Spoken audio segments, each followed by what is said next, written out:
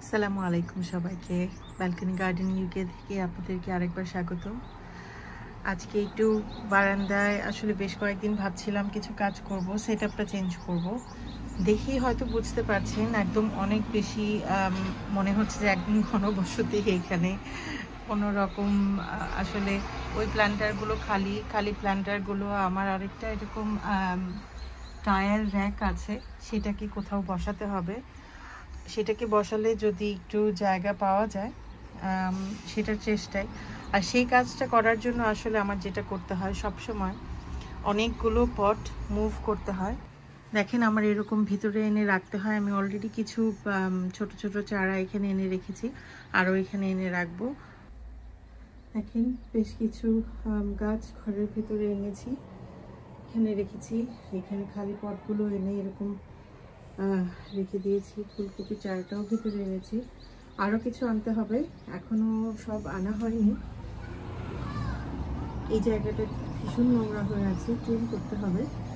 তারপর আস্তে ধীরে চারাগুলোকে মুভ করব। দীর্ঘ সময় কাজ করার পরও বেশ কিছু কাজ বাকি রয়ে গেছে। দেখেন খুবই এলোমেলো বাজে অবস্থায় আছে। বীজ টিজ এখানে রেখে শাকগুলো উল্টাপাল্টা, একদম অনেক পটস জমে গেছে। এটার ভিতরে অনেক পটস আছে যেগুলো থেকে চারা ট্রান্সফার করেছিলাম। কিছু পুরনো মাটি, নতুন মাটি সব একটা কোনায় আসলে রেখে দিয়েছি। অনেকক্ষণ কাজ করার পরে এখন আর ধৈর্য কুলাচ্ছে না যে এগুলো করব। এগুলো এইভাবেই থাকবে ইনশাল্লাহ, কালকে বা 2-1 দিনের মধ্যে করব। যেহেতু আমার এখানে কেউ আসে না আসলে।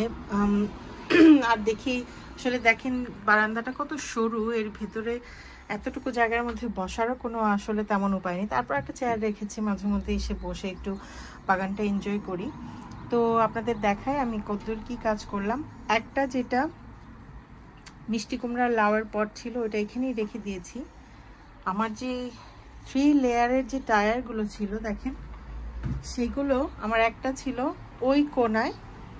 এখানে আমি আমার আরেকটা ঘরেই ছিল কেনা, আমি আগে বসানো হয়নি, আজকে বসিয়ে এরকম করে রেখে দিয়েছি। তো বেসিক্যালি 3 টায়ারে এইখানে 3টা, 1টা 2টা 3টা, এখানে 2টা টায়ার আছে, এরকম 3 লেয়ারের টায়ার। আর এই পটগুলো খালি, এগুলোতে আমার এই চারাগুলো যাবে।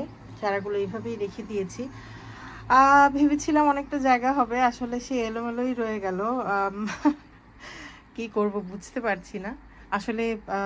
আমরা যারা বাগানি, গাছপালা এত করতে মনে চায়, এত ফল সবজি করতে মনে চায় যে আলটিমেটলি অনেক বেশি করে ফেলি, তারপর আর জায়গা কুলাতে পারি না। যাই হোক, দেখা যাক ইনশাল্লাহ যেটা হয়। তো আমি এইভাবে রেখেছি, আশা করি ঠিকঠাক হবে। আসলে দেখে মনে হচ্ছে বারান্দাটা ছোট হয়ে গেছে, হয়তো বা নতুন একটা সেটআপ এই জন্যও হতে পারে। দেখা যাক ইনশাল্লাহ কি হয়। আমার হাঁটা চলার বেশ জায়গা থাকবে, কারণ এই জিনিসটা এখান থেকে সরে যাবে।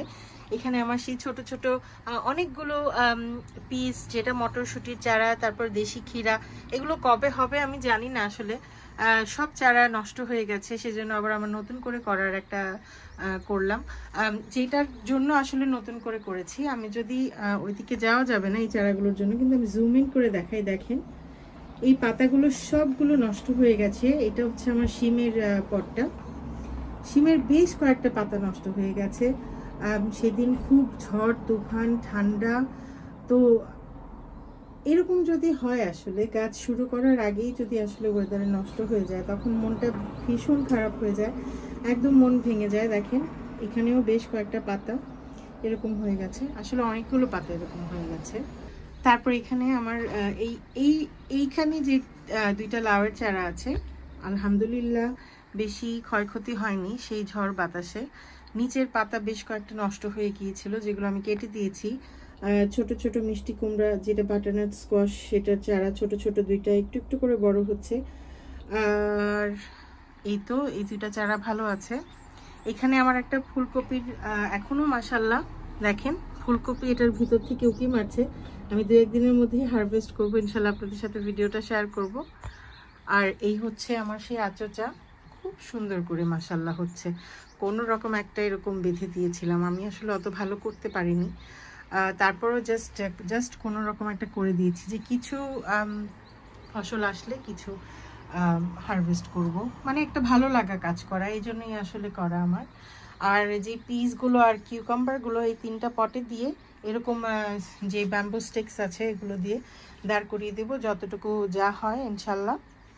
আর দেখেন এখানে দেখাতে চাচ্ছিলাম এই যে পাতাগুলো আমি কালেক্ট করে রেখেছি, এটা আসলে এটার পাতাগুলোই ছিল।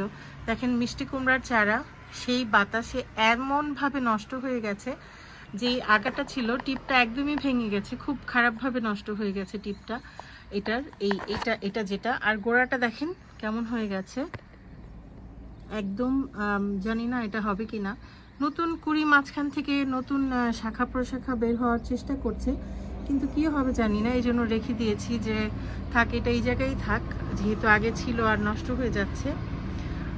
আর এইগুলো কিছু পাতা টাতা উপরে আমি এভাবে দিয়ে রেখেছি, এই সব গাছেরই পাতা যেগুলো নষ্ট হয়ে গিয়েছিল সেগুলো আমি তুলে ছিঁড়ে এখানে রেখে দিয়েছি।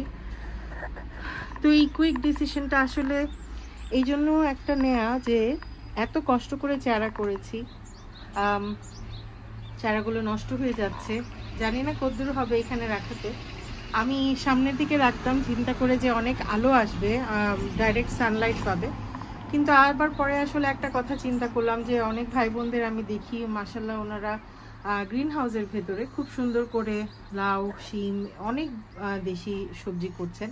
তো গ্রিন হাউসে তো ডাইরেক্ট সানলাইট একদমই যায় না, একদমই সোললি গরম ওয়েদারের উপরে এই গাছগুলো টিকে আর খুব ভালো ফসল দেয়। আর ইনশাল্লাহ যেহেতু হাত পরাগায়ন তো আমি করবো, আর শিম যেটা সেলফ ফার্টাইল হয়, এটার পরাগায়নের প্রয়োজন হয় না, তো লাউয়ের হাত পরাগায়ন করবো, এই জন্য ভাবলাম যে ভিতরের দিকে দেখি গাছগুলো কেমন হচ্ছে। অনেক কাজ করে একদম পিঠ ব্যথা হয়ে গেছে, এত বড় বড় প্ল্যান্টার উঠিয়ে ঘরের ভিতরে নিয়ে তারপরে এগুলোকে লাগিয়ে আবার বাহিরে আনা, একবার এইখানে রেখেছিলাম কতগুলো, আবার সেট আপ চেঞ্জ করে এই পাশে করেছি, এইটা সেটা করতে করতে আসলে অনেক সময় চলে গেছে। একটু চটজলদি দেখিয়ে নিই, মাশাল্লাহ দেখেন আমার আনারের চারাগুলো, আসলে এদের আমি আর বেশি দিন এখানে রাখতে পারবো না, আমি অ্যাকোমোডেট করতে পারছি না। দেখেন অনেক বেশি গাছ হয়ে যাওয়ার কারণে আমার জায়গাটা একদমই কনজাস্টেড হয়ে গেছে। এগুলো আমার 3টা বেগুনের চারা যেগুলো আমি আমার জন্য রেখেছি, মাশাল্লাহ খুব সুন্দর করে হচ্ছে আলহামদুলিল্লাহ। আর ওই তো আমার আঙ্গুর আর স্ট্রবেরি চারাগুলোর কথা একটু চটজলদি বলি। আসলে সামনে ছিল আমার ওইখানে রাখা, প্রত্যেকটা চারা নষ্ট হয়ে যাচ্ছে, প্রত্যেকটা স্ট্রবেরির চারা। 2টা একদম ওই কর্নারে ওইখানে রেখে দিয়েছি, কোনো রকম মরে যাচ্ছে কেন যেন, আমি আসলে জানি না। এই বছর গত বছরেও খুব খারাপ অবস্থা গেছে, কিন্তু এই বছর গত বছরের থেকে আমার মনে হচ্ছে বেশি খারাপ অবস্থা হয়ে গেছে, একদমই কোনো কিছুই হতে চাচ্ছে না আসলে। তো আর বড় করব না ভিডিওটা, আজকে আমার ভিডিওটা এই পর্যন্তই। আশা করি আপনাদের কাছে ভালো লাগলো।